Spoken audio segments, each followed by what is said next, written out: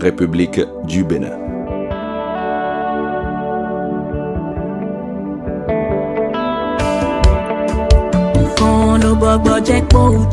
Grande chancellerie de l'Ordre national du Bénin.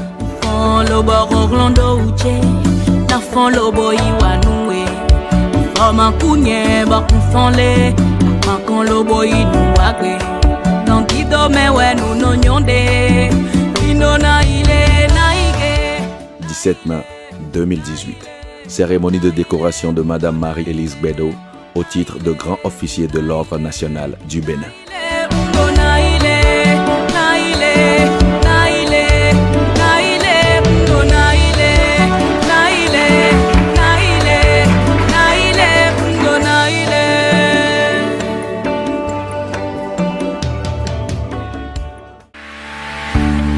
Discours de la chancelière, Madame Oseni Koubourat. Mesdames les ambassadeurs des États-Unis de France, mes sœurs, mesdames, messieurs les ministres, la grande sœur, Madame Lawani, Amazone des temps modernes, honorables invités en grade et qualité, chers récipiendaires, chers amis Marie-Élise Bédo, celle que la nation honore aujourd'hui est née à Mankono, en Côte d'Ivoire. Elle est chef de famille et mère de 2 enfants. Après de brillantes études couronnées par une maîtrise en droit, option carrière judiciaire à l'Université Paris 1 Panthéon-Sorbonne en 81, un DEA de droit des affaires en 83 et un certificat d'aptitude à la profession d'avocat en 85, elle prête serment devant la première chambre de la Cour d'appel de Paris en 1985. Elle prend ainsi son inscription au barreau de Paris. Son parcours professionnel et politique. Elle collabora d'abord depuis 1985 avec la société d'avocats SCP des Closeaux, Mazière et Herbert et d'autres, avant de s'installer à son propre cabinet, dans son propre cabinet à Cotonou en janvier 1989. Sa capacité intellectuelle, sa volonté de servir son pays vont la conduire rapidement sur le terrain politique. En 1998, elle a nommé ministre du Commerce, de l'Artisanat et du Tourisme au sein du gouvernement du feu général Mathieu Kérékou. Plus tard, en 2011, sous la présidence du docteur Boni Yaye, elle devient garde des Sceaux, ministre de la Justice, de la législation des droits de l'homme, porte-parole du gouvernement, puis ministre de la Justice, du Commerce et des petites et moyennes entreprises. 3 fois ministre donc, et 4 fois candidate à l'élection présidentielle au Bénin, 2001, 2006, 2011 et 2016. Il faut avoir le courage de faire ça. Maître Akwali, Marie-Élise Bédo, chères sœurs, chers amis, elle démontre sa volonté de changer les paradigmes et de concevoir une nouvelle donne.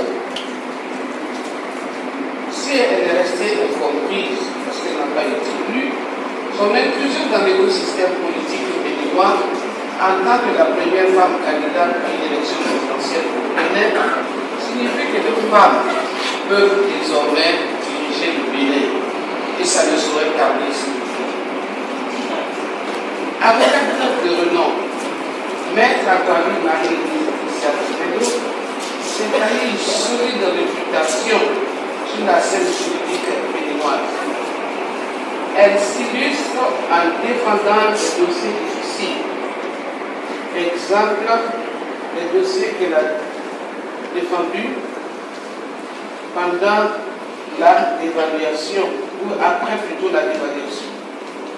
Maître Akwali Marie-Élise Bédo est encore une militante chevronnée des droits des femmes et des enfants. Nous sommes plusieurs ici à avoir milité ensemble, en commençant par Madame Lawani, Marie-Lise, moi-même. Nous étions sur plusieurs fronts. Il y a des sœurs qui sont assises ici. Gaza et puis la sœur à côté. Je ne peux pas annoncer les choses que j'ai annoncées. Allez, c'est tout, oui, allez, c'est tout. Marie-Élise s'est notamment investie dans l'adoption avec moi, avec Madame Lawani, l'adoption du Code de la famille et de la loi contre les mutilations génitales.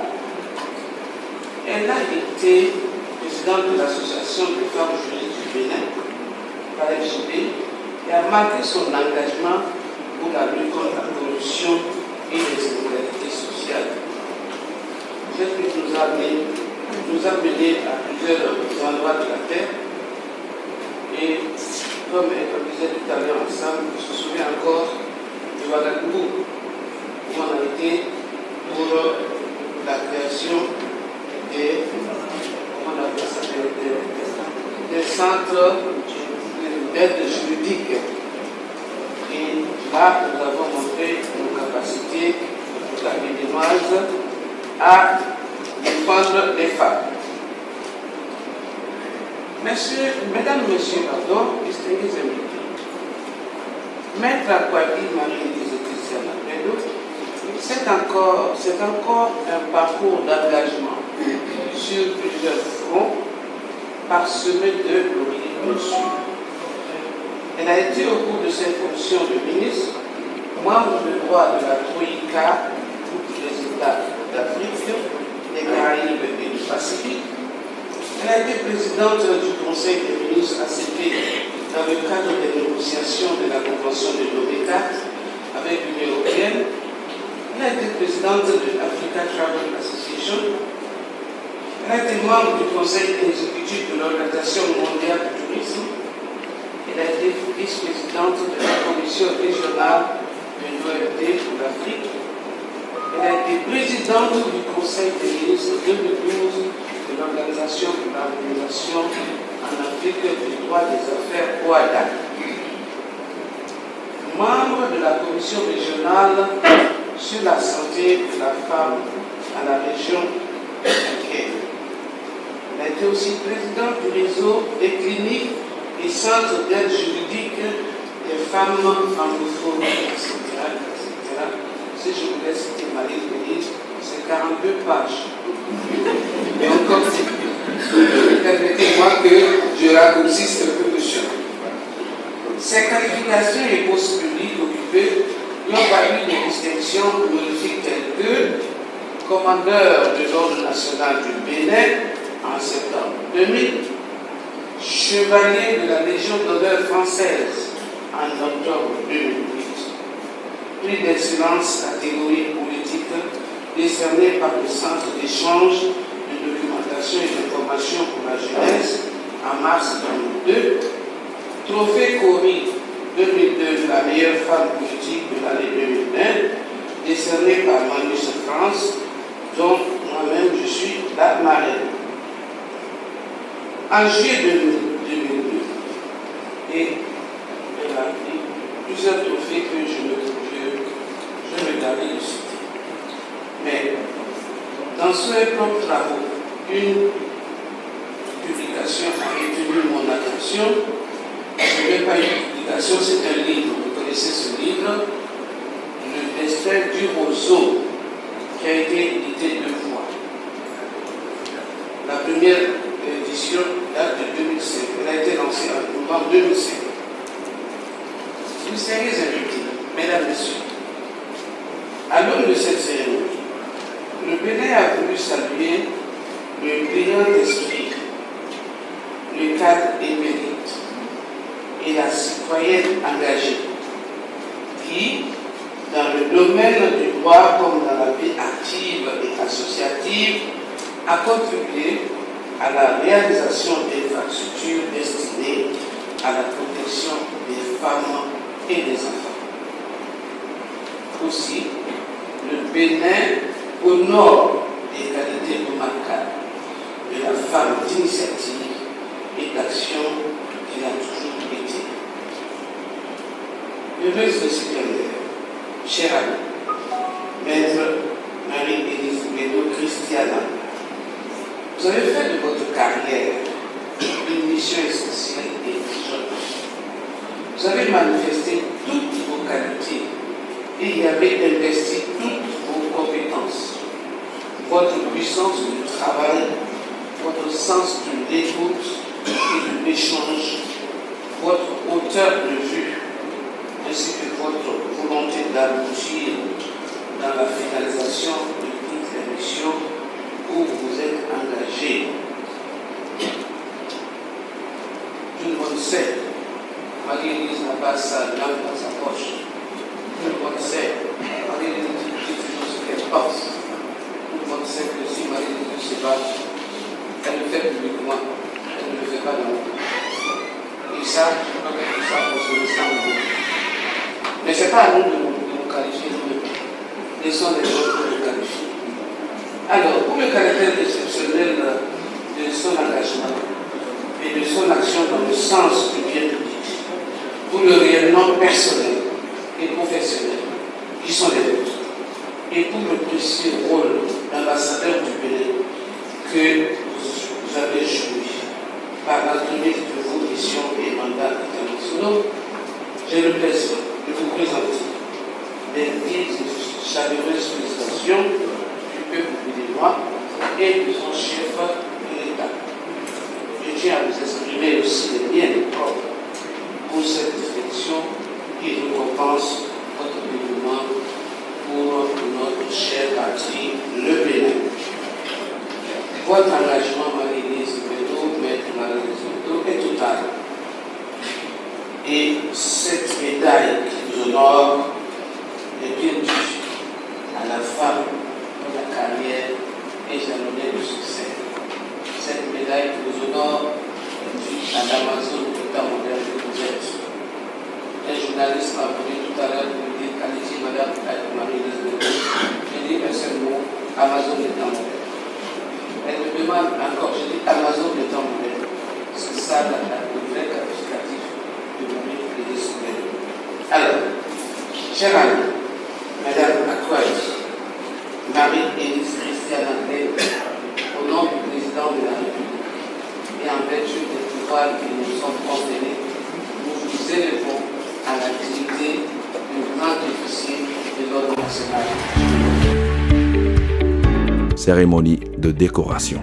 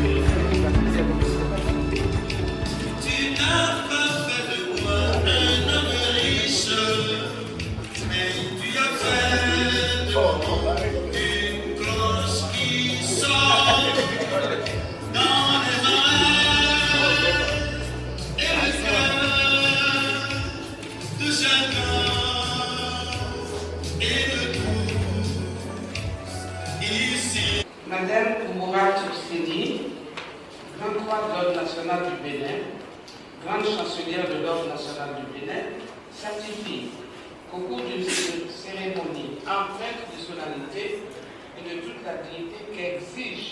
le prestige de l'ordre national, elle a remis à Mme Bello Aquavi Marie-Élise Christiana, avocate à la Cour, élevée à la dignité de grand officier de l'ordre national du Bénin par décret 2017-447 du 31 août 2017, l'insigne de son grade ainsi que le certificat de réception et a donné l'accolade, ce que vous avez suivi.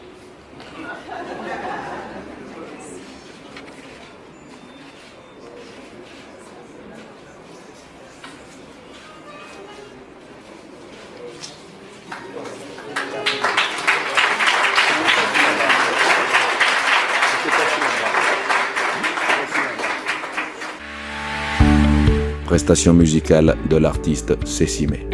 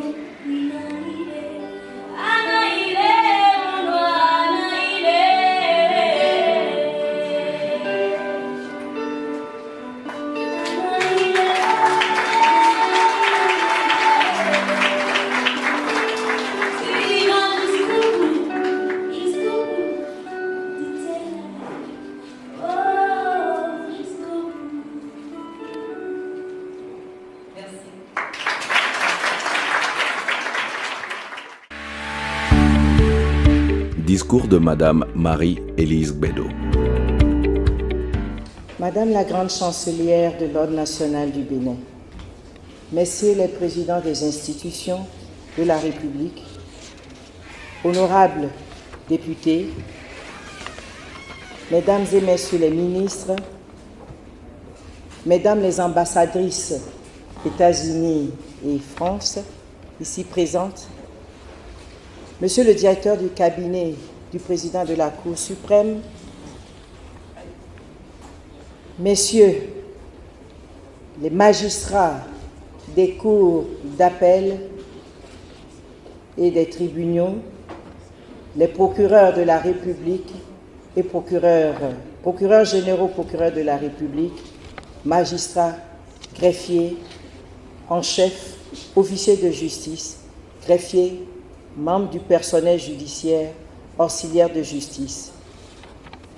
Je salue également Monsieur et Madame Aguessi, Madame Grace Lawani et Amisetu et Madame Kinde Gaza. Merci d'être venus. Chers parents et amis, distingués invités, Mesdames et Messieurs, l'honneur m'échoit de rendre hommage au président de la République, Son Excellence Monsieur Patrice Talon, maître de l'Ordre national du Bénin, qui, par décret 2017-447 du 31 août 2017, portant nomination ou promotion à titre normal et civil dans l'Ordre national du Bénin, m'a fait grand officier. Je le remercie de cet honneur qu'il m'a rendu et j'analyse humblement cet honneur comme la reconnaissance du service que j'aurais rendu à notre pays. Je ne saurais oublier de rendre hommage à l'ancien président de la République, M.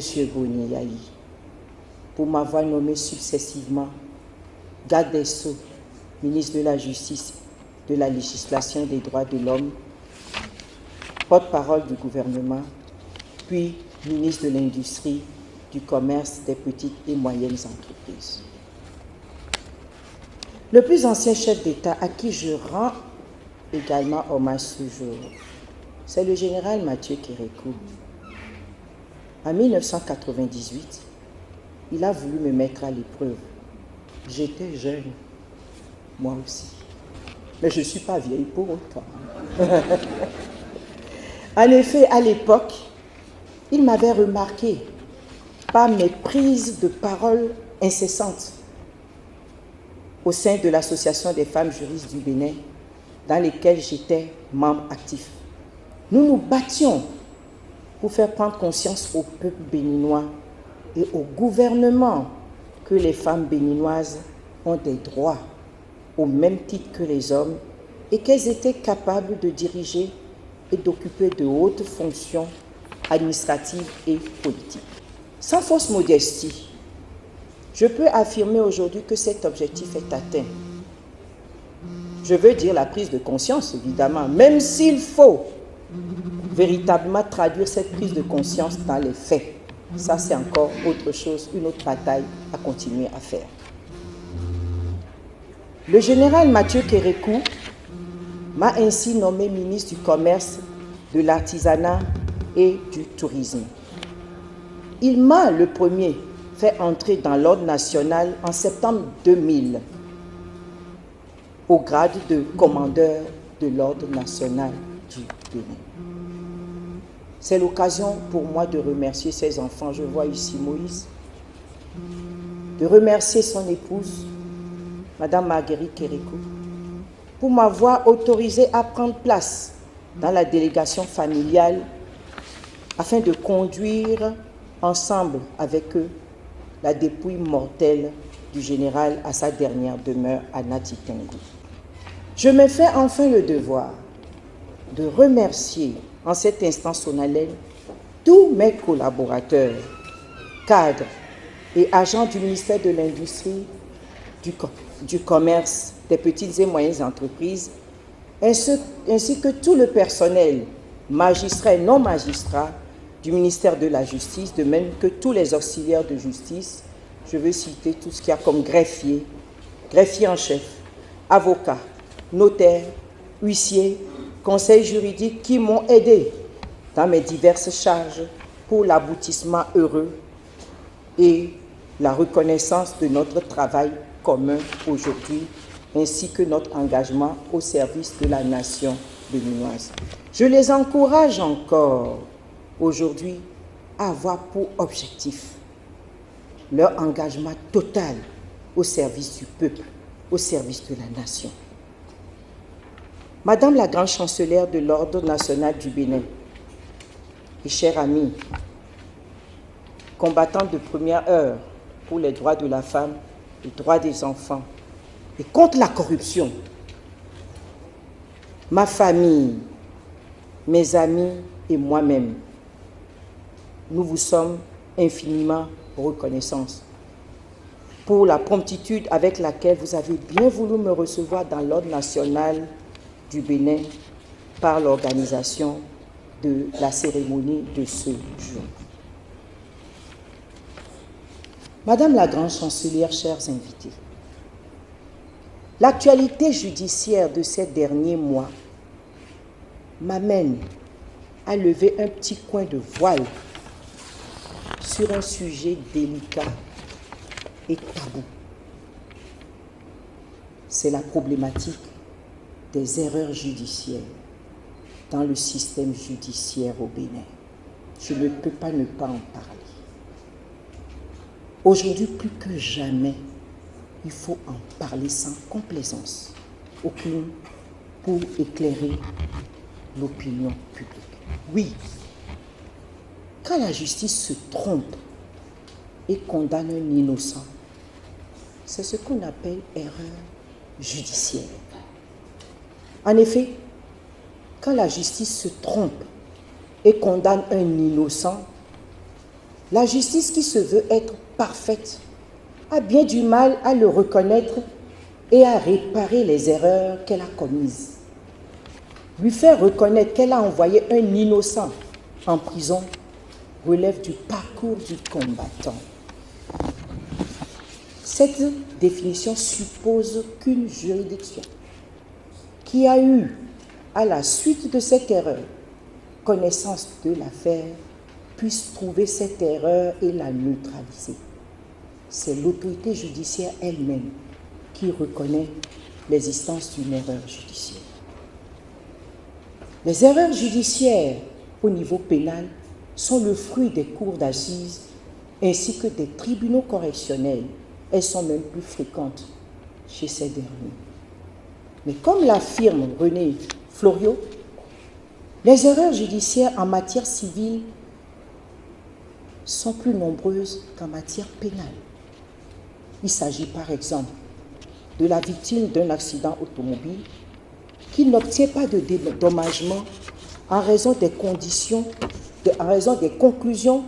d'une expertise qui se sont révélées fausses par la suite.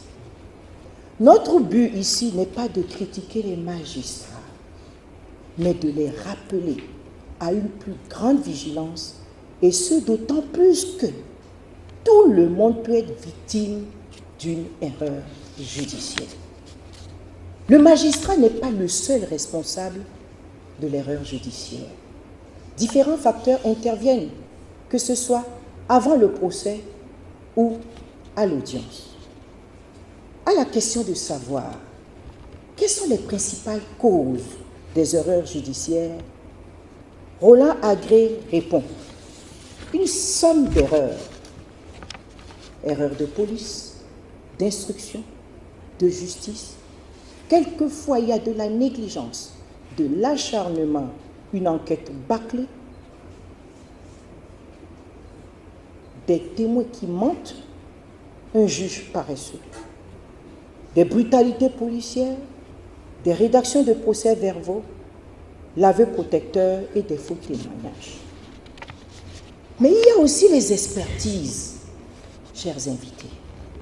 L'expert dit sa vérité scientifique, comme l'enquêteur dit sa vérité policière. Et pour le juge qui les a choisis et leur a fait confiance, ces vérités deviennent la vérité. Les erreurs judiciaires sont aussi imputables au système judiciaire. Il n'y a pas de système judiciaire parfait, qu'il soit inquisitoire ou accusatoire. Une des failles du système judiciaire au Bénin, c'est l'appareil judiciaire lui-même et la cause du détenu relativement à la détention provisoire qui se prolonge et se prolonge et se prolonge. L'article 146, alinéa 1 du Code de procédure pénale prévoit que la détention provisoire est une mesure exceptionnelle. En d'autres termes, le recours à la privation de la liberté devra être une mesure exceptionnelle. Puis l'article 145 du Code de procédure pénale dispose bien que l'inculpé présumé innocent reste libre. La détention préventive, voilà l'os que nous avons dans la gorge, dans notre système. Un présumé innocent vous dit, parce que j'ai fait les prisons pendant 13 ans, j'ai écumé les prisons, et un innocent vous dit, on sait quand on y entre, mais on ne sait presque jamais quand on en sort. En effet, avec l'Association des femmes juristes du Bénin, pendant 13 ans, nous avons écumé toutes les prisons du Bénin ainsi que les cabinets des juges d'instruction. De l'an 2000 à 2005, pendant 5 ans, l'Association des femmes juristes du Bénin a mené des activités au profit de 4 prisons civiles du Bénin dans le cadre du programme d'assistance judiciaire aux détenus, PAJUD, en collaboration avec Penal Reform International, Fraternité des prisons et le Centre Africa au Bhoutan. L'objectif de l'Association des femmes juristes du Bénin dans ce programme était de lutter contre la détention arbitraire, la surpopulation carcérale et de promouvoir les droits de la personne en détention, en particulier le respect de la présomption d'innocence. À partir du 14 juin 2005, le projet PAJUD a fait l'objet d'extensions aux 8 prisons civiles du Bénin avec l'appui de l'ambassade royale de Belgique, et ce programme a pris fin le 30 janvier 2008. Mais dès le 1er octobre 2008, en partenariat avec l'UNICEF, l'Association des femmes juristes du Bénin a lancé la mise en œuvre du projet d'assistance et de protection des enfants en conflit avec la loi. Et l'AFJB a installé de façon permanente dans les 8 prisons des assistants juridiques membres de l'AFJB.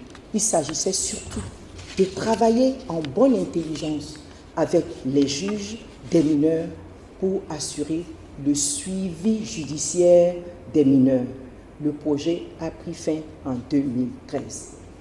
Le gouvernement devait prendre le relais, mais malheureusement, ça n'a pas pu être fait.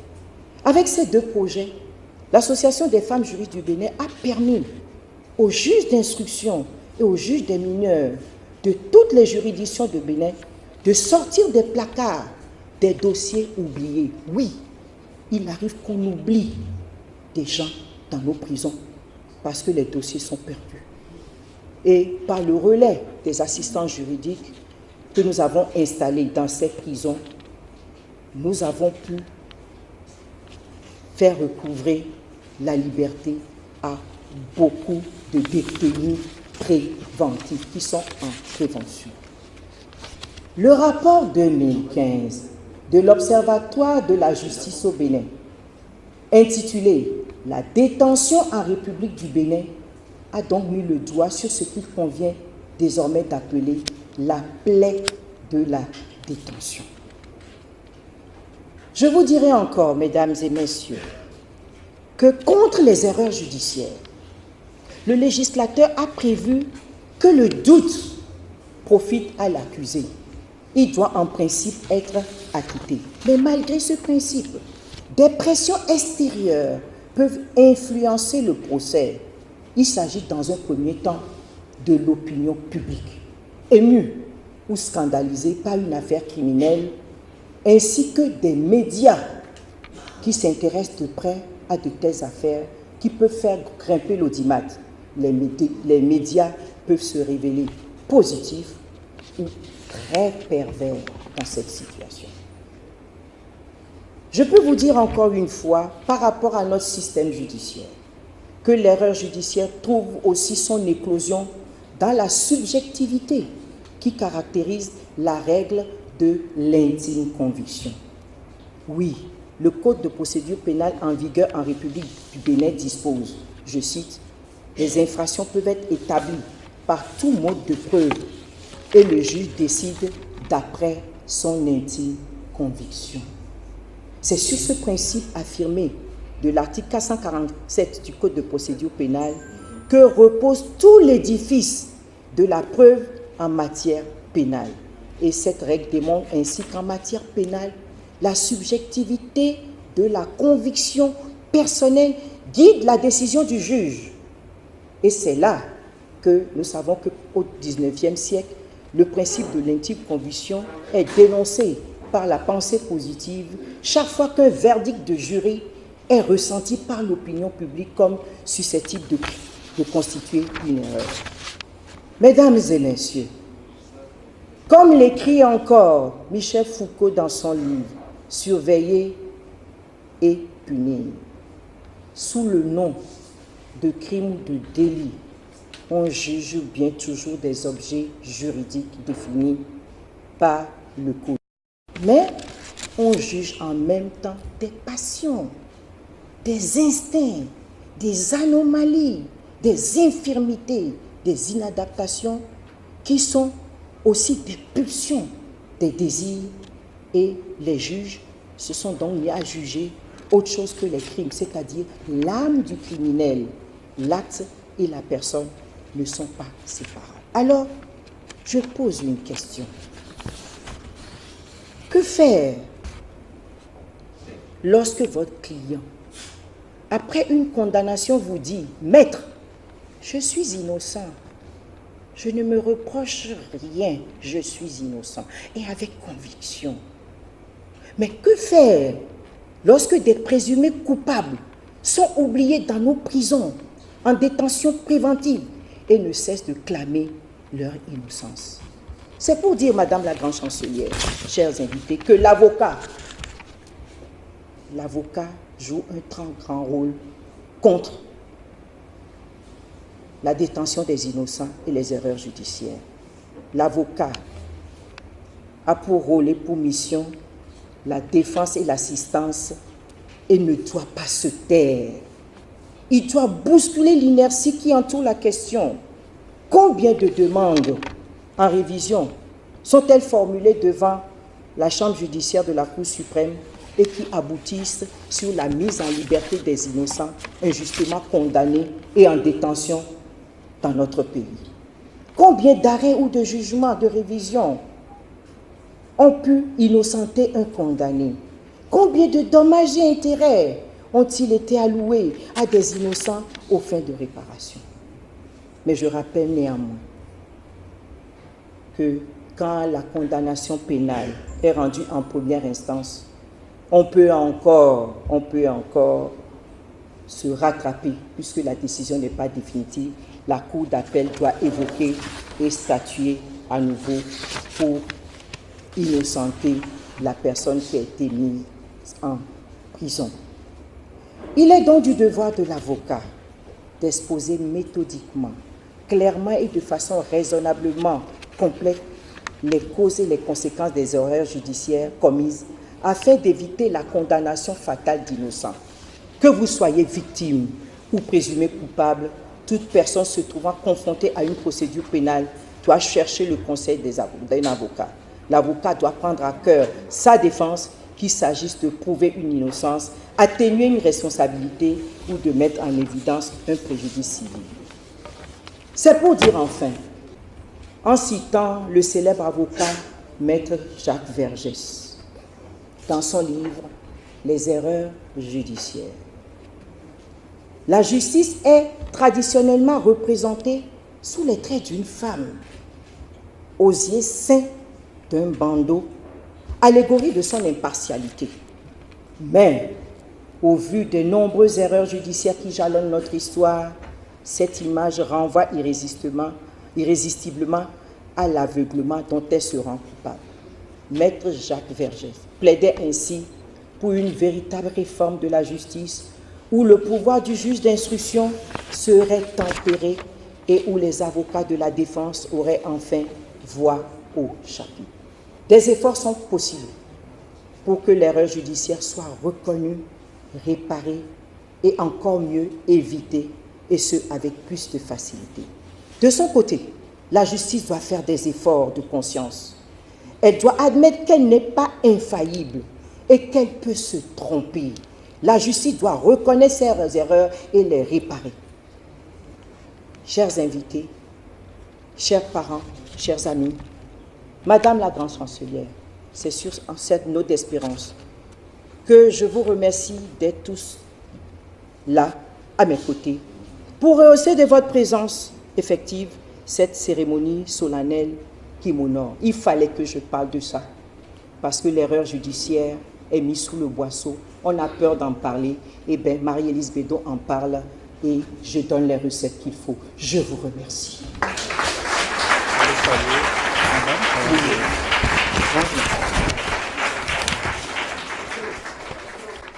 Vous savez, c'est une femme battante. On ne présente pas Marie-Élise Bédot. On la connaît. Une Amazone d'état moderne. Une Amazone d'état moderne. C'est une battante qui n'a pas sa langue dans sa poche. Battante qui n'a pas sa langue dans sa poche. Qui s'investit également dans la défense des droits humains. Femme battante, courageuse, elle continue de faire ce qu'il faut faire. Elle a vraiment lutté, battu pour les droits des femmes, les droits des enfants. Elle a été impliquée dans la révision de la code familiale Elle a été la toute première candidate à la présidence. Donc vraiment, je la salue. Je la félicite pour tout ce qu'elle a fait pour encourager les autres femmes et pour promouvoir l'autonomisation des femmes. Elle s'est donnée, je dirais, au peuple béninois à travers ses différentes actions et particulièrement au personnel féminin, particulièrement aux femmes. Femme extrêmement dynamique, de cette volonté de réussir pour ses compatriotes et pour les femmes et les enfants en général. Pour nous, c'est une maman. Elle a tellement fait pour nous. Elle a fait pour la famille, le code de la famille. Elle se bat pour les femmes violentées, les femmes violées. Elle se bat pour que la femme ait le droit qu'il faut, le respect qu'il faut et les opportunités qu'il faut dans la société. Elle se bat pour lutter contre la corruption et ça ne date pas d'aujourd'hui. Moi, je lui ai dit quand elle m'a dit qu'elle voudrait que je fasse Naïlé à cette cérémonie, je lui ai dit maman, enfin, parce qu'il est temps que le Bénin te reconnaisse cela. Tu es un exemple, un miroir pour nous les jeunes femmes. Une mère qui se bat pour élever ses enfants. Une mère qui essuie des insultes, des attaques, des discriminations de la société et qui ne baisse pas les bras mais qui va de l'avant. Et franchement, je dis bravo, bravo. Que Dieu te bénisse, maman.